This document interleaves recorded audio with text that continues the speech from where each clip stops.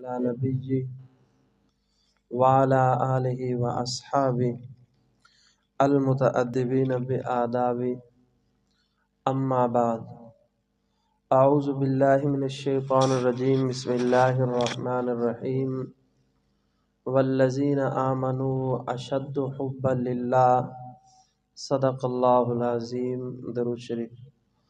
اللهم صل على سيدنا محمد وعلى آل سيدنا محمد وبارك وسلم. اللهم صل على سيدنا محمد وعلى آل سيدنا محمد وبارك وسلم. اللهم صل على سيدنا محمد وعلى آل سيدنا محمد وبارك وسلم. میں اور آپ ہفتہ وار مجلس ذکر میں جمع ہیں. دعا فرمائیں کہ حق جل شانہ اس مجلس کی تمام برکات اور ہمارے بڑے ہمارے شیوخ ان کے فیوزات اور ان کے انوارات سے اللہ رب العزت ہم میں سے ہر ایک کے دلوں کو منور فرمائے.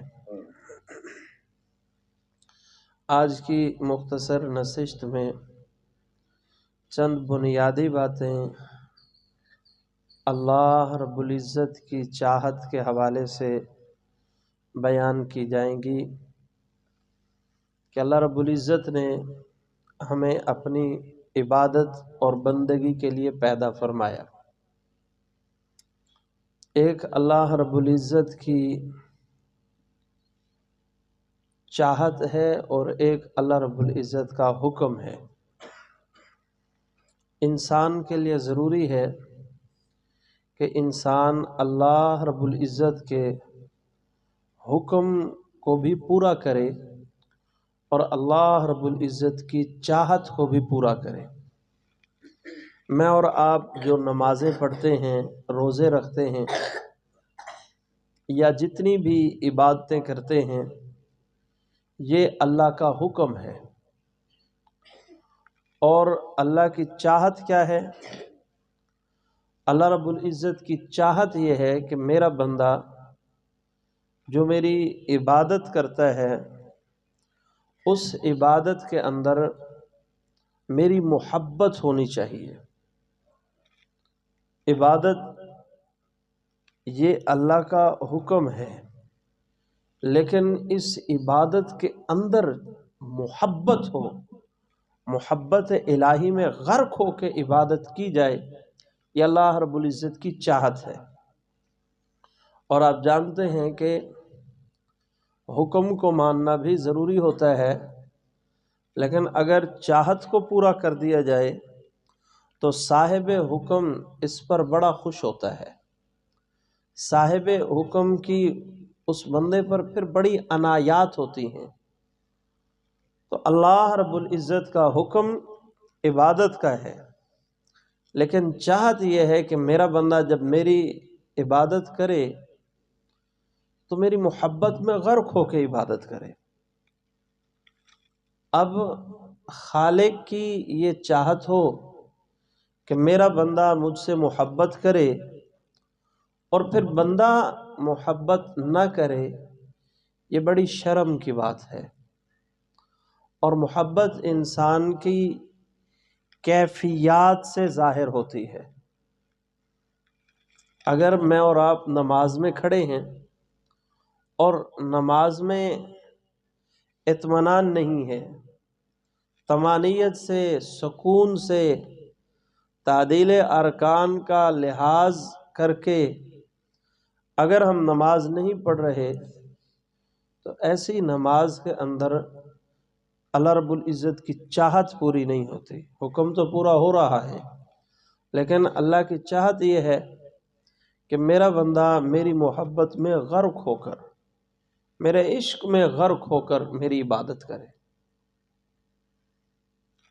بہت سارے واقعات میرے ذہن میں اس حوالے سے آ رہے ہیں اور میں ذہنی طور پر کوشش کر رہا ہوں کہ جو ورک میرے ہاتھ میں ہے میں صرف اس کے اندر رہوں اور باہر نہ نکلوں.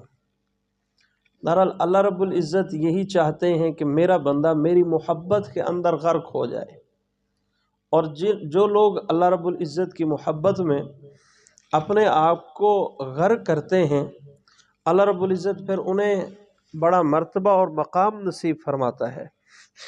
ان کی چھوٹی چھوٹی عبادات بھی اللہ رب العزت کے ہاں بڑی مقبول ہوتی ہیں۔ وہ عشق الہی میں ایسے غرق ہوتے ہیں، تڑپ جاتے ہیں اللہ رب العزت کی یاد میں۔ سیدنا ابراہیم علیہ السلام ایک مرتبہ اپنے جانوروں کے ساتھ چل رہے تھے، انہیں چرانے کے لیے نکلے ہوئے تھے کہ انہوں نے ایک صاحب کو دیکھا کہ جو اللہ رب العزت کی تعریف کر رہا تھا، سبحان ذی الملک والملکوت، سبحان ذی العزت والعظمت والہیبت والقدرت والکبریاء والجبروت۔ حضرت ابراہیم علیہ السلام تو اللہ رب العزت کے سچے عاشق تھے، تڑپ اٹھے، میرے محبوب کی یہ کون ہے جو تعریف کر رہا ہے اور اتنے خوبصورت لفظوں میں تعریف کر رہا ہے۔ اس کے قریب گئے اور اس سے جا کر کے کہا کہ بھئی ایک مرتبہ پھر سناؤ، جس طرح ابھی تو نے میرے پروردگار کی تعریف کی۔ آگے سے اس نے جواب دیا کہ آپ مجھ سے اگر یہ دوبارہ سننا چاہتے ہیں تو مجھے کیا دیں گے، مجھے انعام کیا ملے گا؟ تو حضرت ابراہیم علیہ السلام نے فرمایا یہ جو میرے پاس بکریاں ہیں ان میں سے آدھی بکریاں میں تمہیں دے دوں گا۔ اس نے پھر اسی طرح اللہ رب العزت کی تعریف کی اور یہی جملے دہرائے۔ حضرت ابراہیم علیہ السلام پھر تڑپ اٹھے۔ اگر ہم نے اللہ رب العزت کی محبت کی شراب پی ہوتی تو ہمیں احساس ہوتا کہ جب محبوب کی تعریف کی جائے اور پھر محبوب بھی محبوب حقیقی ہو تو بندے کی کیفیت کیا بنتی ہے۔ حضرت ابراہیم علیہ السلام سچے عاشق تھے اللہ رب العزت کے۔ فرمایا ایک مرتبہ پھر مجھے یہ تعریف سناؤ۔ اس نے کہا بھئی اب کیا دو گے؟ کہا جو باقی بکریاں ہیں یہ بھی تمہیں دے دوں گا۔ اب اس نے پھر اسی طرح تعریف کی، سبحان ذی الملک والملکوت، سبحان ذی العزت والعظمت والہیبت والقدرت والکبریاء والجبروت۔ ابراہیم علیہ السلام پھر تڑپ اٹھے۔ عشق اور محبت چیز ہی ایسی ہے کہ جتنا اس کے اندر بندہ غرق ہوتا جائے اتنا ہی مست ہوتا جاتا ہے۔ حضرت ابراہیم علیہ السلام نے فرمایا ایک مرتبہ پھر، نے کہا بھئی اب تو تمہاری بکریاں بھی ختم ہو گئی، اب تم مجھے کیا دو گے اگر میں نے تمہارے رب کی تعریف تمہیں سنائی تو؟ حضرت ابراہیم علیہ السلام نے فرمایا تمہیں ان بکریوں کے چرانے کے لیے کسی چرواہے کی ضرورت ہوگی، مجھے ایک مرتبہ اور تعریف سنا دو، میں یہ پوری زندگی تمہاری ان بکریوں کو چرایا کروں گا۔ اب اس نے پھر انہی جملوں میں اللہ رب العزت کی تعریف کی۔ حضرت ابراہیم علیہ السلام اب ادھر ادھر دیکھنے لگے، بڑی اداسی کسی کیفیت تھی کہ بھئی اب میرے پاس کچھ اور ہو تو میں اس کو کچھ اور کہوں۔ اس نے فوراً ایک مرتبہ دوبارہ بلند آواز سے یہی کلمات کہے کہ ابراہیم پریشان نہ ہو، میں کوئی انسان نہیں، یہ بکریاں بھی تمہاری، یہ جانور بھی تمہارے، تم جتنی بار کہو گے میں اللہ کی تعریف تمہیں سنا دیتا ہوں، میں تو اللہ کا فرشتہ ہوں۔ اللہ رب العزت تمہیں جانچنا چاہتے تھے، دیکھنا چاہتے تھے کہ میرا یہ بندہ مجھ سے کتنی محبت کرتا ہے۔ اللہ رب العزت تو تجھے جانچ رہے تھے، تیری جانچ پڑتال کر رہے تھے کہ میرا ابراہیم مجھ سے کتنی محبت کرتا ہے۔ کاش کہ ہمیں بھی یہ چنگاری کسی درجے میں مل جائے اور ہم اللہ رب العزت کی عبادت صرف اللہ کا حکم سمجھ کے نہیں بلکہ محبت میں غرق ہو کر اللہ رب العزت کی چاہت پہ عمل کرنے والے بن جائیں۔ اور یہ جملہ حضرت جنید بغدادی رحمۃ اللہ علیہ کا ہے۔ فرمایا جنید بغدادی رحمۃ اللہ علیہ نے کہ جو عبادات ہیں یہ تو خدمات ہیں، عبادات جو ہیں یہ خدمات ہیں، اللہ رب العزت کی خدمت کی جا رہی ہے، اور اللہ رب العزت کی چاہت کیا ہے؟ ان خدمات کے اندر محبت ہو۔ جو میری ایک بندہ اگر میری خدمت کرتا ہے، اس خدمت کے اندر محبت نہ ہو تو یہ چاپلوسی ہے۔ اس کو ایک چھوٹی سی مثال سے سمجھ لیں، شاید اس طرح بات سمجھنا آسان ہو جائے۔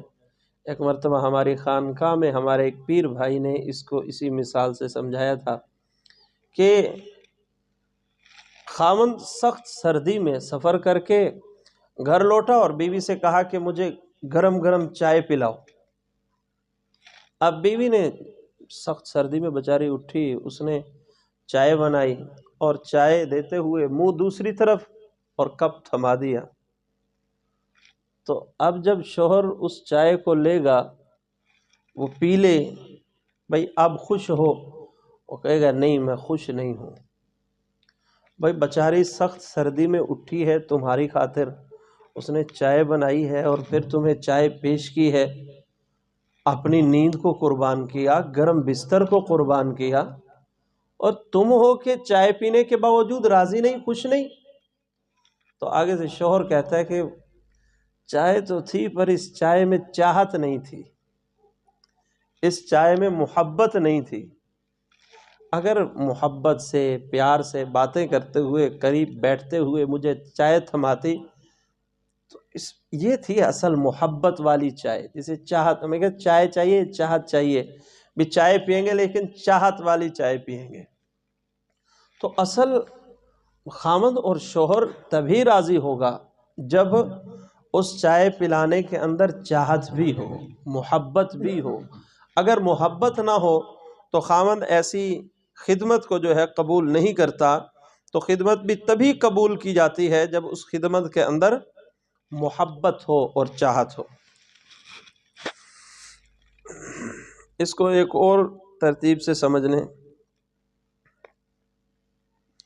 ایک بندے کے 4 بیٹے ہیں اور چاروں بڑی خدمت کرتے ہیں۔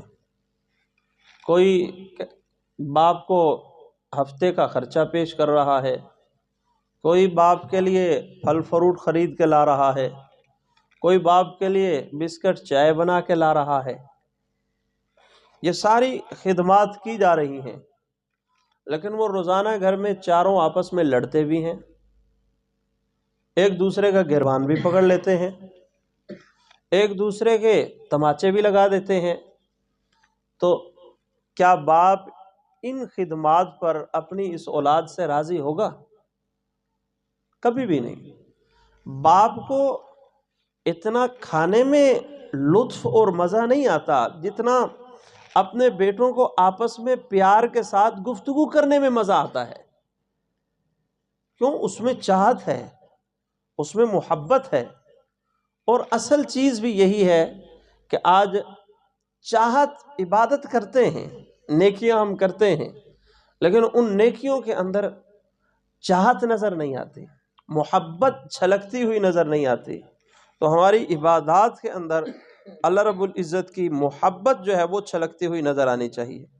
ہمارے بزرگوں نے اس کو ایک بڑھیا کی مثال سے تشبیہ دی۔ حکایات، آپ نے جملہ سنا ہوگا، جو حکایات ہوتی ہیں وہ ضروری نہیں کہ سچ ہوں، وہ صرف بات سمجھانے کے لیے ایک مثال ہوتی ہے۔ ہمارے بزرگوں نے ایک حکایت سے اس مثال کو سمجھایا کہ ایک بڑھیا خاتون جو سخت سردیوں کے موسم میں اپنے گھر کی طرف جا رہی تھی بازار میں، راستے میں اس نے دیکھا کہ 3 بوڑھے بزرگ وہ آگ سیک رہے ہیں، سخت سردی کا موسم، اوپر سے دھند پانی کی طرح ان کے اوپر برس رہی ہے۔ تو اس خاتون نے ان تینوں سے کہا کہ تم یہاں سردی میں بیٹھے ہو، میرے ساتھ چلو، میں تمہیں اپنے گھر لے چلتی ہوں۔ تو انہوں نے کہا کہ تمہارے شوہر کہاں ہیں؟ اجی وہ تھوڑی دیر میں گھر آ جائیں گے۔ اچھا تم جاؤ، جب وہ آ جائیں تو پھر ہمیں بلا لینا۔ اب تھوڑی دیر کے بعد جو ہے شوہر آ گیا۔ اب یہ خاتون ان کے پاس گئی کہ میرے خامند میرے شوہر گھر کے اندر آ گئے ہیں، تو اب آپ آ جائیے۔ تو انہوں نے کہا کہ بھئی ہم تینوں میں سے کسی ایک کو لے جاؤ، تم تینوں تو ایک گھر کے اندر ہم نہیں گھس سکتے۔ ابھی کیا مطلب؟ کہا اس کا نام عزت ہے اور اس کا نام مال ہے اور میرا نام محبت ہے، اب ان تینوں میں سے کسی ایک کی چوائس کر لو، کسی ایک کو بلا لو، وہ تمہارے ہاں آ جائے گا۔ تو اب میں گھر پتہ کر کے آتی ہوں کس کی چاہت ہوگی گھر میں۔ تو خامد نے کہا مال کو بلا لیجئے، دولت ہے، پیسہ ہے۔ ماں نے کہا کہ بھئی تم محبت کو بلاؤ، اور بیوی نے کہا کہ عزت کو بلا لو۔ اب تینوں نے ایک ایک کی ڈیمانڈ کر لی، تو انہوں نے کہا بھئی ہماری ڈیمانڈ تو یہ ہے کہ تینوں آنے چاہیے۔ مال سے کہا تو باقی دونوں نے کہا اگر مال گھر کے اندر جائے گا تو پھر ہم دو یہاں نہیں آئیں گے، صرف مال ہی رہے گا۔ اور واقعتاً مال کے بعد محبت اور عزت رہ جائے تو بہت مشکل ہوتا ہے، بہت کم اس طرح دیکھا گیا ہے۔ اب بیوی کی چاہت پر کہ بھئی محبت عزت جو ہے اس کو گھر کے اندر رکھ لیا جائے، کہا کہ ہاں بھئی عزت اگر جائے گی تو پھر دولت بڑی مشکل ہے اس گھر کے اندر داخل ہو، بس عزت ہی داخل ہوگی۔ انہوں نے کہا چلو سب کو چھوڑو، گھر کے اندر اگر محبت کی سی کیفیت اور محبت کی فضا رہ جائے تو یہ سب سے بڑی نعمت ہے، لہذا محبت کو بلا لو۔ اب جب محبت کو بلایا تو مال اور عزت بھی دونوں پیچھے پیچھے آنے لگے۔ میں کہا اس کا کیا مطلب؟ تو کہا کہ محبت ایک ایسی چیز ہے جس گھر کے اندر محبت داخل ہو جائے اس گھر کے اندر مال اور عزت خود بخود داخل ہو جاتی ہے۔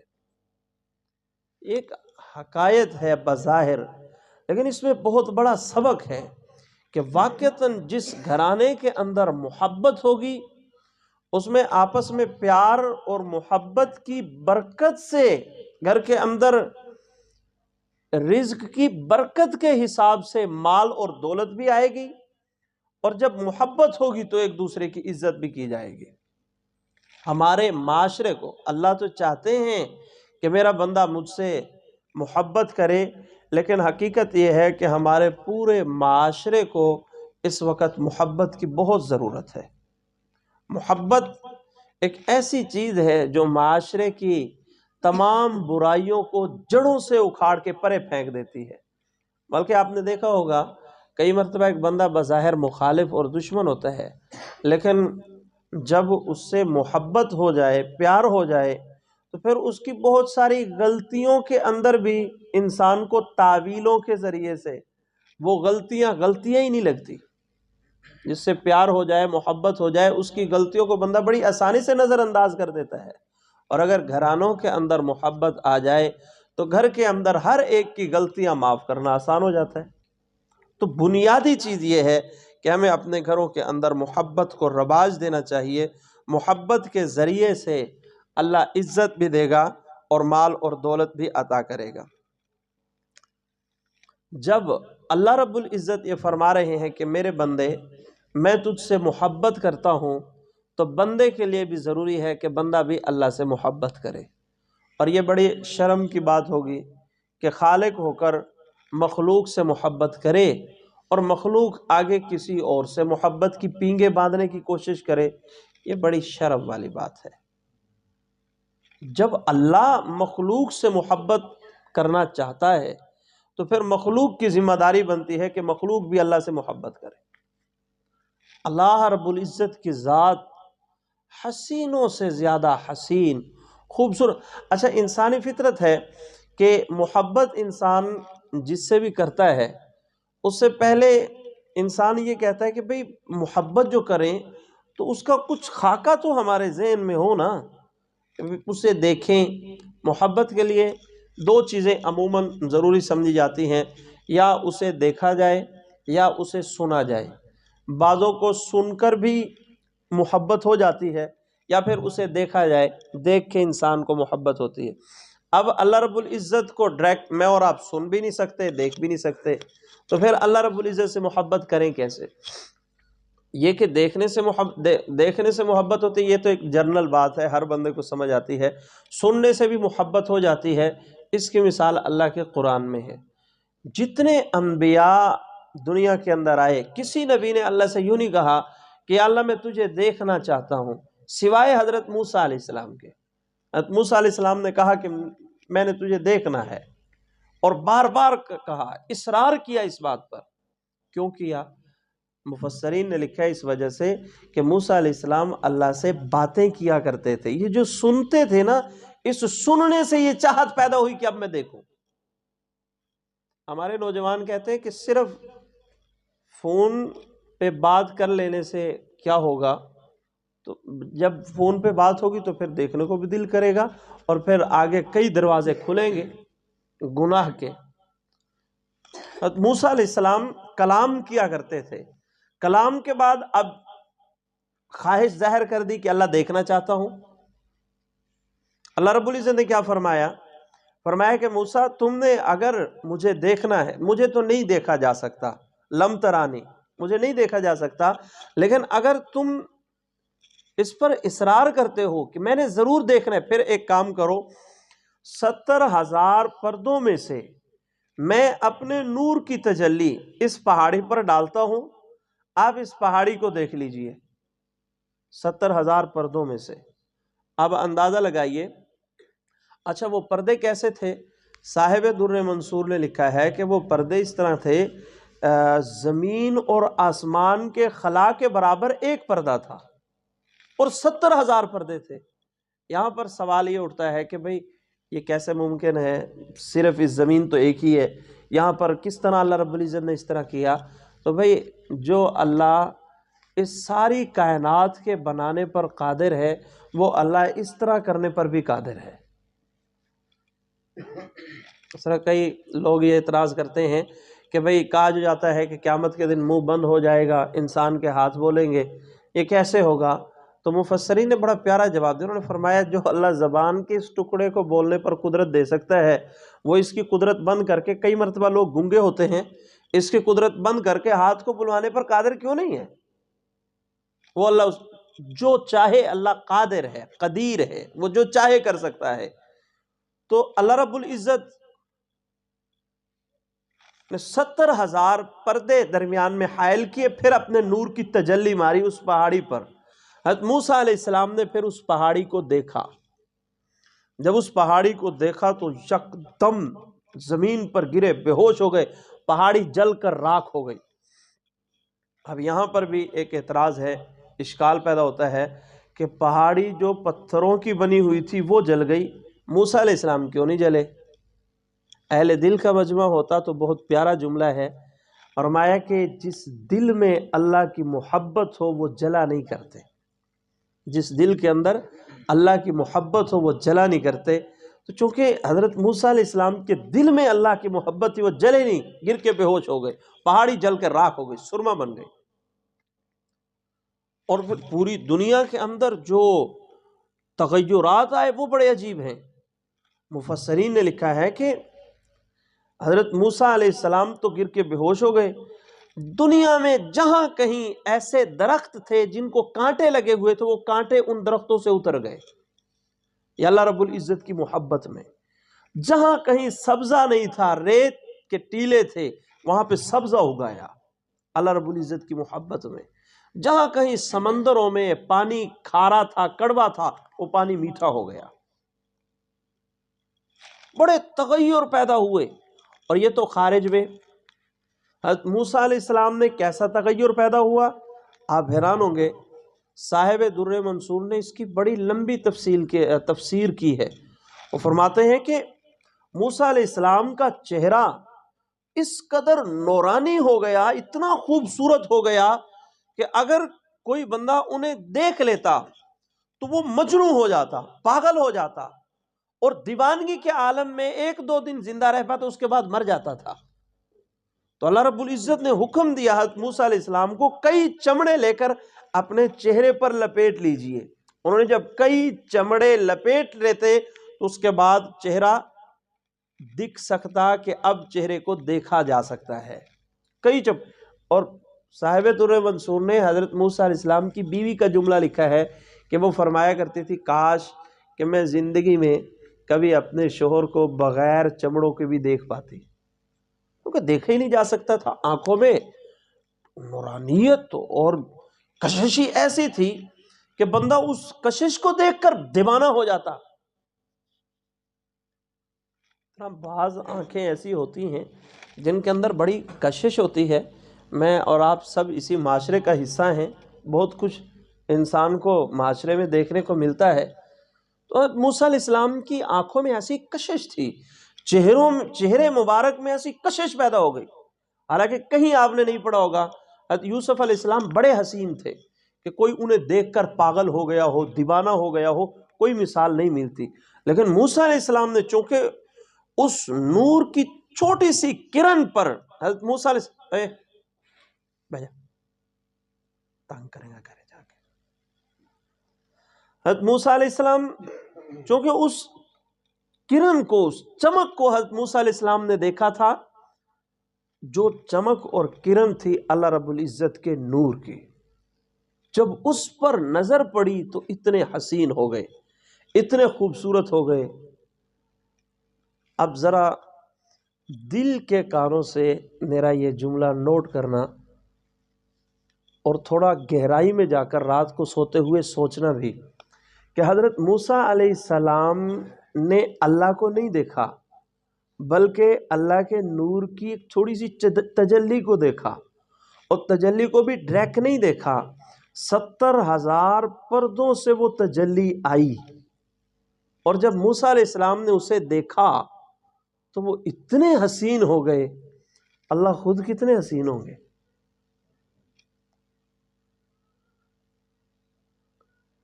اللہ رب العزت کی ذات کتنی خوبصورت ہوگی۔ تھوڑا اس کو سمجھنے کے لیے کچھ اور احادیث کا اگر سہارا لے لیں تو پھر یوں بات سمجھ لیں کہ جب بندہ قیامت کے دن حور کو دیکھے گا، حدیث پاک میں آتا ہے، تو یوں انگلی منہ میں لے کر 40 سال تک کھڑا رہے گا، وہ اتنی خوبصورت حور کو جب دیکھے گا۔ اور جب یہی بندہ اللہ کا دیدار کر کے واپس آئے گا تو پھر حور اسے دیکھے گی، احادیث میں آتا ہے کہ یوں انگلی رکھ کے 500 سال تک تکتی رہے گی، وہ اتنا حسین، 500 سال تک جنت کی حور تکتی رہے گی۔ کیوں؟ یہ اللہ کو دیکھ کر آنے کی وجہ سے اتنا خوبصورت ہو چکا ہوگا۔ اب خود اندازہ لگائیے کہ وہ اللہ خود کتنا حسین ہوگا۔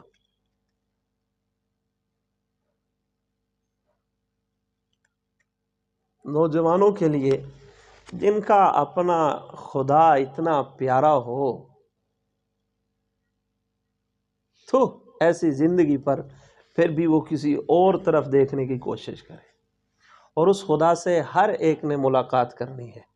اور بڑی خطرناک بات ہے، جس بندے نے دنیا کے اندر خوبصورت چہروں کو دیکھنے کی عادت بنا لی، اللہ پاک قیامت کے دن اسے اپنا دیدار نہیں کرائیں گے۔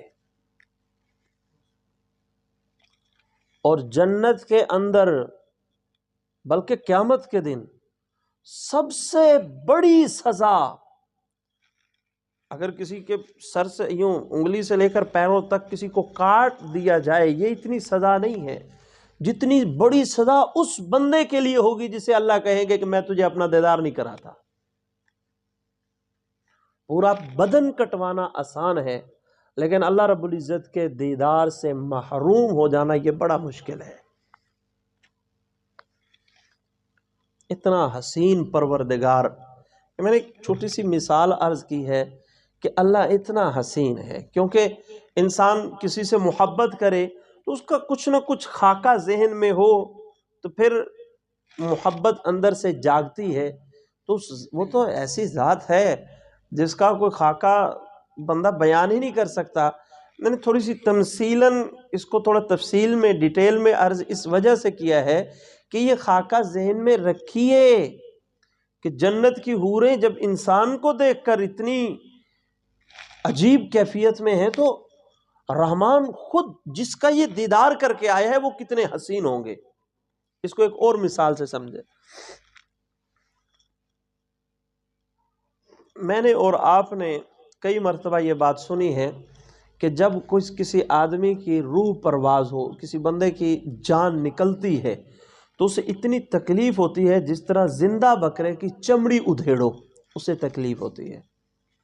کئی علماء سے یہ جملہ سنا ہے. اور جو شہید ہے اس کے بارے میں حدیث پاک میں آتا ہے کہ اس کو شہید ہوتے وقت اتنا مزہ آتا ہے، اتنا مزہ آتا ہے کہ وہ جنت میں جا کر اللہ رب العزت سے کہے گا کہ یا اللہ وہ مزہ تیری جنت میں نہیں ہے جو مزہ تیرے راستے میں کٹنے کے اندر آیا تھا. یوں سمجھے ایک بندہ وہ ہے جو بستر کے اوپر پڑا ہے، گدا نیچے گدا بچھا ہوا ہے، کھانے کی اشیاء چیزیں پھل فروٹ سارے رشتہ دار لے کر اس کے سامنے کھڑے ہیں اور بالکل ریلیکس پڑا ہے سکون کے ساتھ. سردیوں کا موسم ہے تو کمرے میں ہیٹر چلا ہوا ہے، گرمیوں کا موسم ہے تو اے سی لگا ہوا ہے، اور اس بندے کی روح پرواز ہوتی ہے. اب حدیث پاک کیا کہتی ہے کہ اس بندے کو اتنی تکلیف ہوتی ہے جس طرح زندہ بکرے کی چمڑی ادھیڑو.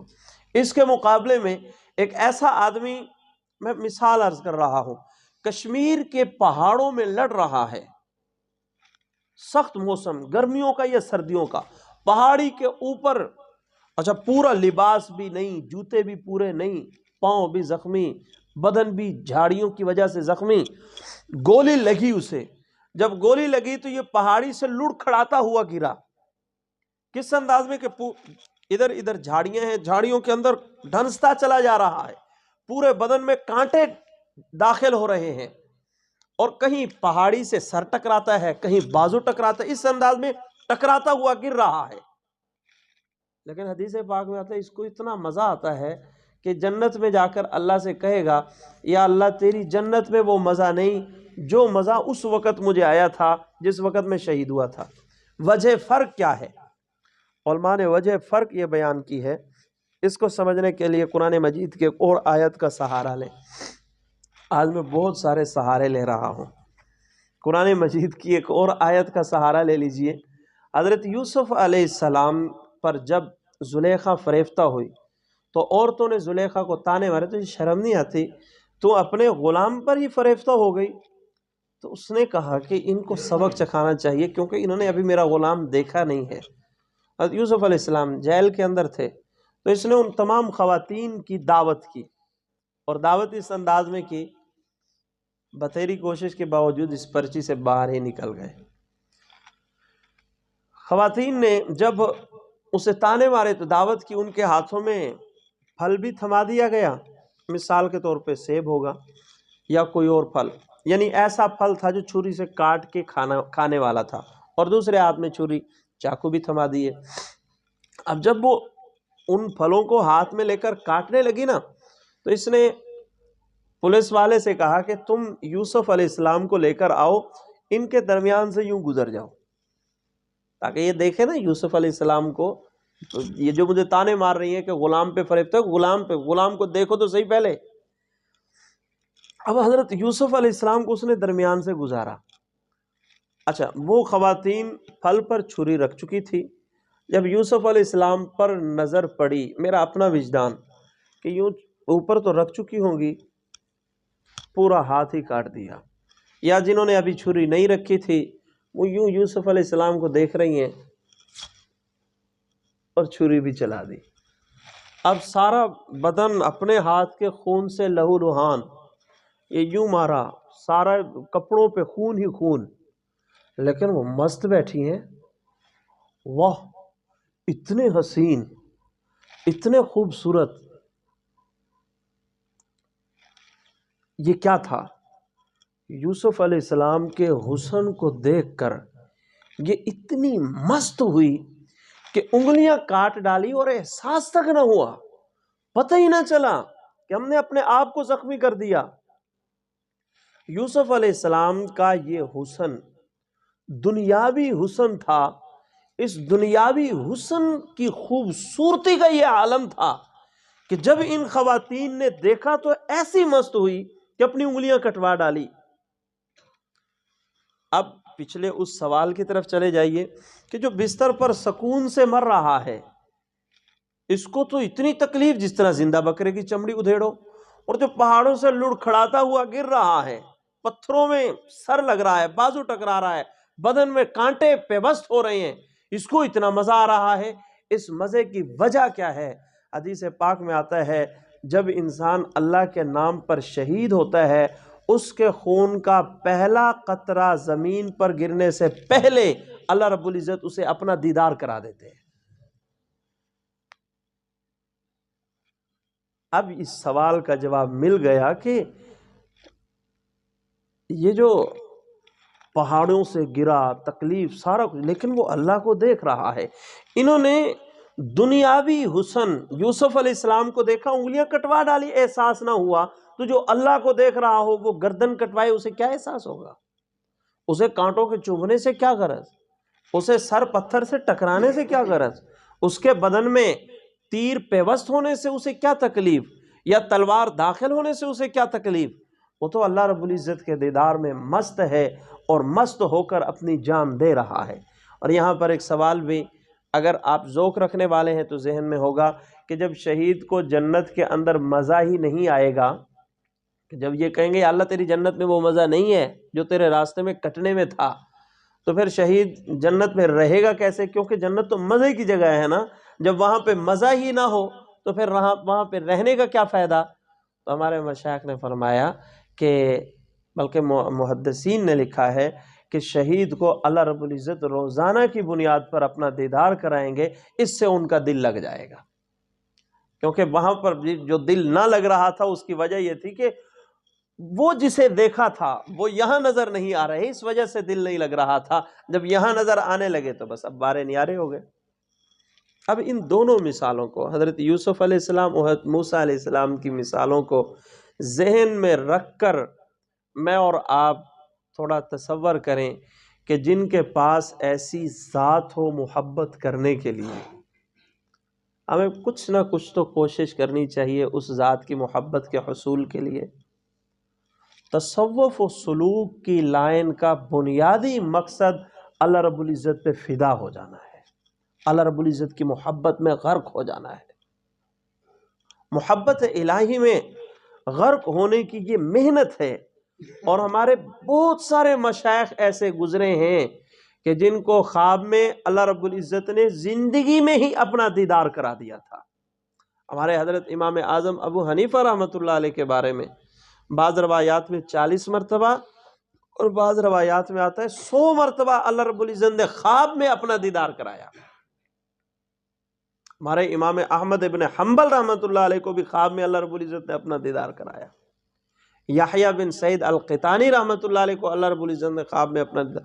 بہت سارے بزرگ ہیں جنہیں خواب کے اندر اللہ رب العزت کا دیدار نصیب ہوا۔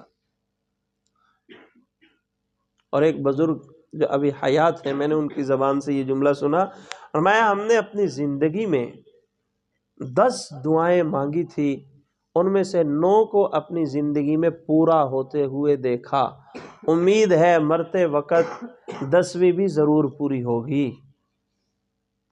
جو اس لائن پر چلنے والے ہوتے ہیں انہیں بہت کچھ اللہ رب العزت دکھا دیتے ہیں۔ بہرحال آج کی گفتگو کا جو خلاصہ اور نچوڑ ہے وہ یہ کہ ہم صرف اللہ رب العزت کی خدمت کرنے والے نہ بنیں، ہم صرف عبادت کرنے والے نہ بنیں، بلکہ اس عبادت کے اندر محبت کا رنگ داخل کرنے کی کوشش کریں۔ جب عبادت کے اندر محبت کا رنگ داخل ہوتا ہے پھر اس میں بڑی عجیب عجیب چیزیں انسان کو محسوس ہوتی ہیں۔ اور محبت الہی تو ایک عنوان ایسا ہے کہ اس عنوان پر اگر انسان بولنا شروع کر دے تو بڑے عجیب عجیب واقعات جو ہے وہ ذہن میں آتے ہیں۔